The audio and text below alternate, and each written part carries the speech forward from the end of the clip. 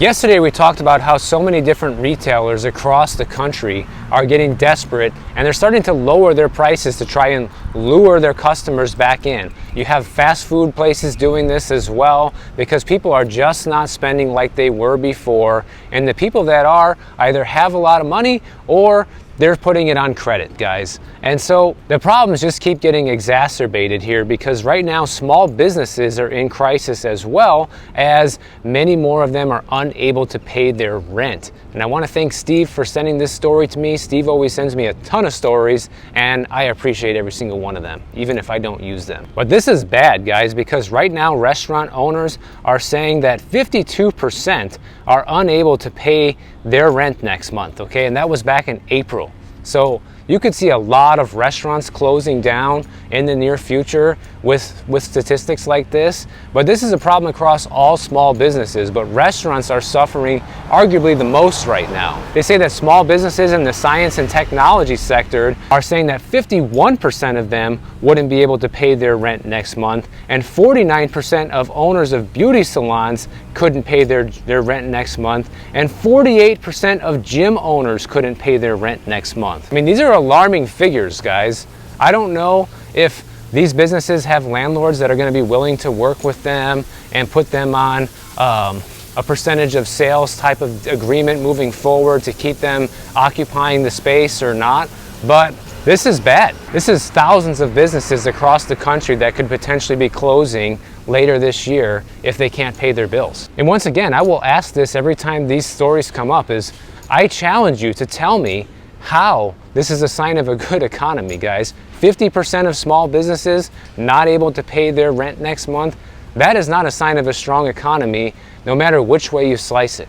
If things were going well, these businesses would easily be able to pay their bills. They'd be hiring more people. There wouldn't be so many layoffs, and people would be spending money. And I'm telling you right now, guys, if this is the first time you've ever seen one of my videos and you're not familiar with all this stuff, and you keep hearing the mainstream media talking about how things are great and unemployment's low and GDP is up and the jobs numbers are still looking good and all of that stuff, you have to realize all you have to look at are simple little things like this, like, oh, what's happening with 50% of businesses not being able to pay their rent?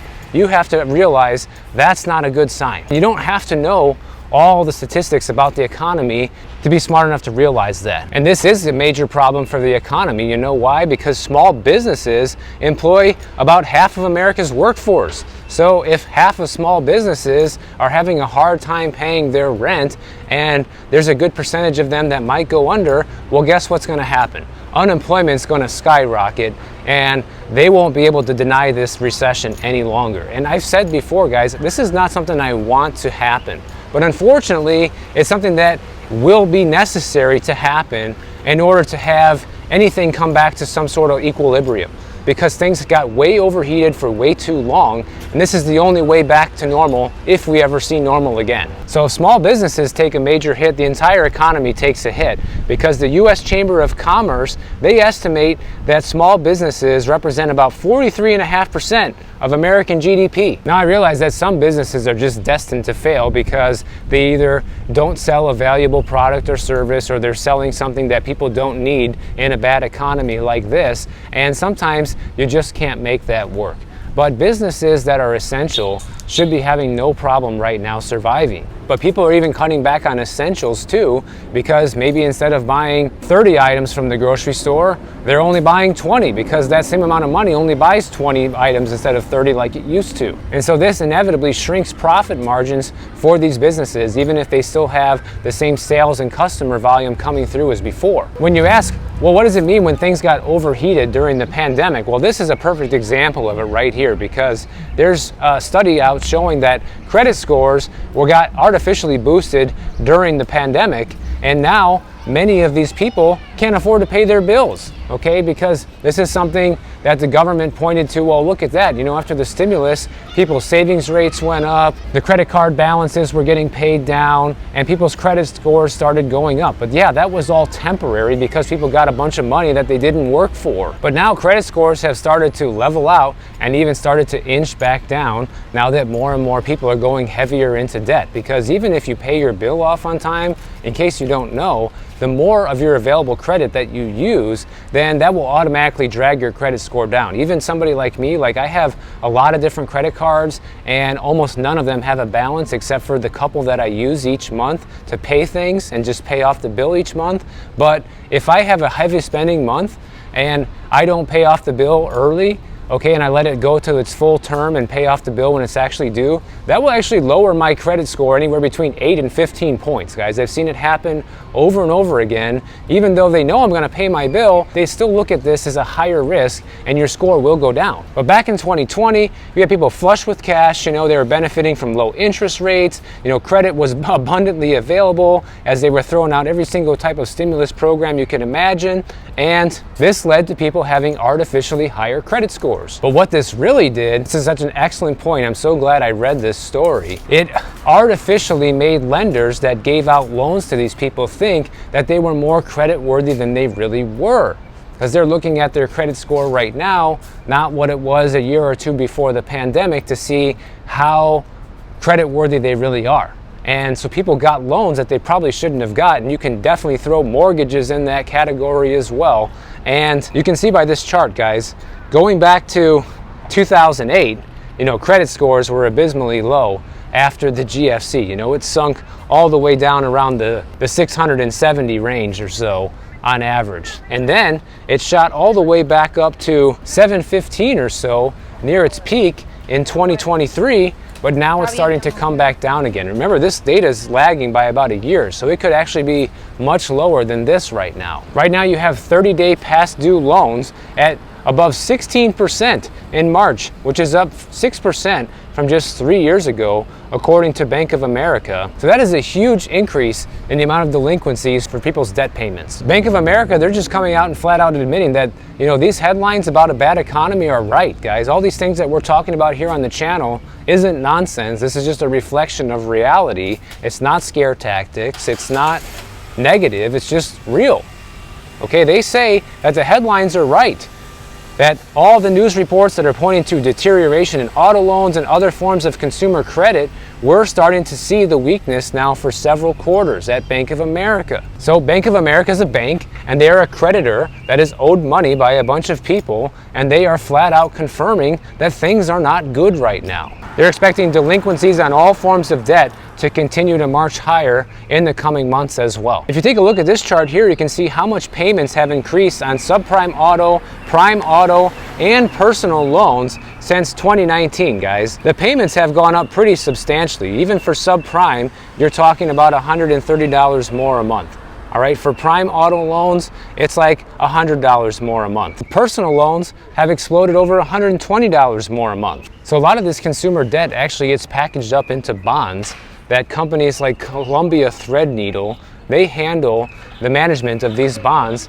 They're saying a lot of these bonds are getting higher interest rates because of the increased risk now. And they're even giving some of them AAA and AA ratings and giving a 6% yield, guys. So I don't know who buys this stuff, although I wouldn't be risking that extra 1% in profit for these riskier bonds, if you ask me, because a lot of these people are probably not going to end up paying their bills. And for that 1% extra of profit, for all the extra risk you take on, doesn't seem to be worth it compared to buying a 3-month treasury or sticking the money in a high yield savings account.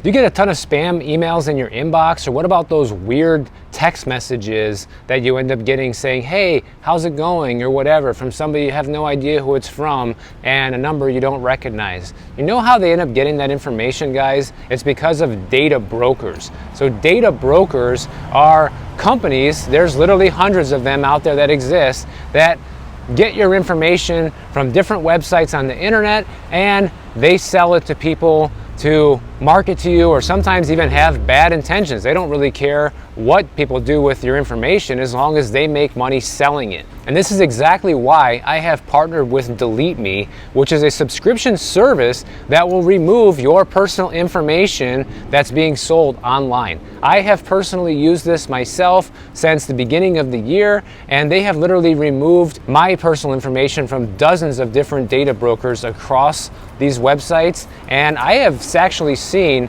a big decrease in the amount of spam emails I get, as well as the scam text messages, and just that alone has been nice. But also knowing that my data is not freely floating around the internet as much as before, and they continually try to remove it, is a nice peace of mind. And to me, it makes the Delete Me account worth having. So if you want this data removal service for yourself, you can sign up for Delete Me today using my link in the description below at joindeleteme.com/boardandarrow, and they'll be happy to give you 20% off your subscription service. Since I've done so many different segments on insurance in the channel, a lot of you guys write me your own scenarios and stories of what's been happening to you with insurance. And one of my viewers, Keenan, he says he watches my channel every day, so I appreciate that, Keenan. He says that he's had the same insurance coverage on his home for the past 15 years. He pays every month on time, no questions asked. He's with American Modern Insurance. He just got a non-renewal notice from them. So of course he said he had this insurance for 15 years, no claims, right? So he called the insurance and told them, I've been living here for almost 60 years. This is not a rental, because they gave him rental insurance on the property, not even homeowner's insurance, which was a big mistake on their end. And then the rep told him that they would have to rewrite the coverage since an error was made. So clearly companies like American Modern Insurance, and probably the rest of them, have this little trick as well, where they give you the wrong policy, and then when you call in to change it, it gives them an excuse to rewrite your insurance policy and either jack up your premium to the moon or drop you altogether. This is a new kind of scam I haven't heard of until now. So when he was going through this whole process of potentially getting a new policy, at first the policy went up from $850 a year to $1,450 a year. And then in the end, they said, oh, wait a minute, your house is more than 70 years old in California. We don't cover that anymore. Oops. So Keenan is over in the LA suburbs in Southern California, and he's getting dropped. Even though he's in a low risk zone for wildfires and all of that, doesn't matter. These insurance companies are just looking for excuses to drop people right now. Like I talked about in my insurance video that I did, sometimes these insurance companies just say, we have too many claims, we have too much risk in the area, and they end up dropping you no matter what. No matter how good of a customer you've been, like Keenan was, it just doesn't matter. Here's something crazy that's local here out of Florida, guys. We have something called the Bright Line train now, and it is a train that runs from Miami all the way up to Orlando, okay? You can get this train ride, and a lot of commuters are using this when they need to go a couple hours each day and you live far away. But apparently they're not watching my channel and getting the hint that a lot of retailers and a lot of businesses are starting to struggle, because instead of lowering their prices and giving their riders good deals, they're jacking their prices up to the moon. Listen to this, okay? Right now, commuters can buy 40 one-way tickets for $400. It's basically $10 a ride, okay? And you can jump on or off anywhere between West Palm Beach and Miami. But beginning on June 1st this year, those tickets are going to go from $400 for 40 tickets up to $1,400 for those 40 tickets, guys. That is a 251% increase in price. Can you imagine? And you have some people like this woman who rides this train, daily for a commute. She says that, she hopes that they change their mind. She's disappointed in this. And her family even bought a home in downtown West Palm Beach 3 years ago to be near the Bright Line station. And she's confused at why they don't want to support the commuters who have been riding all this time and keeping them in business. So clearly, this is yet another company. This is a private company, by the way, Bright Line. They're not a government train. This is a private train. So they can do whatever they want with prices like this. But instead of, try to retain their loyal customers and reward them for being loyal riders, they're going to try to jack up the price, 251%. Well, good luck with that. I think they're going to end up losing all their riders, and Bright Line is going to be the next one crawling back to people for business because they made a huge, greedy mistake. Now, one thing there hasn't really been much news on lately up until now is the NAR settlement and what's going to happen with that. I even told you guys in my last video about this to let me know if you end up actually getting any money from these settlement funds, because there are some of you out there that actually would qualify for this. Their settlement funds was originally supposed to be 1.8 billion, but so far they've been able to whittle it down to 900 million. And they also have expanded the eligibility for people who are authorized to get a piece of this pie by 60 times the original size. So think about that, guys. Everybody's supposed to be getting money for an overpayment in commission, right? But now 60 times more people qualify for it, with at the same time having a smaller pool of money to pull from. So what do you think is going to happen now? People are going to be getting significantly less money than they thought they were going to from this settlement. And once again, the lawyers made out like bandits, just like we all talked about here on the channel. This was no surprise, but now that the end result is showing up, we can see this is how it's going. Because originally, this lawsuit and the money that was won from it was supposed to go to only 500,000 defendants in the state of Missouri. But actually, it got opened up and now goes to a national pool of people of about 30 million people who can be eligible to get paid from this 900 million, guys. Also, at the same time, this current settlement blocks any future lawsuits from home sellers both within and outside of Missouri who used the defendant's services and did not opt out of the agreement by April 13th of 2024. So if all 30 million eligible home sellers file a claim, which you know they probably won't, there's going to be people who just drop the ball on this and don't get the money that they're supposed to be getting, then that would amount to only about $20 per home seller if this happens. So you paid thousands and thousands of dollars in overage and commission, supposedly, like this lawsuit claims, but in the end, if everybody who's entitled to a claim gets the money, you're gonna get 20 bucks. Whether or not it's gonna be worth it for you to file that claim is up to you to decide, but hey, that's available. And just as a reminder, these settlement funds are offered to people who sold a home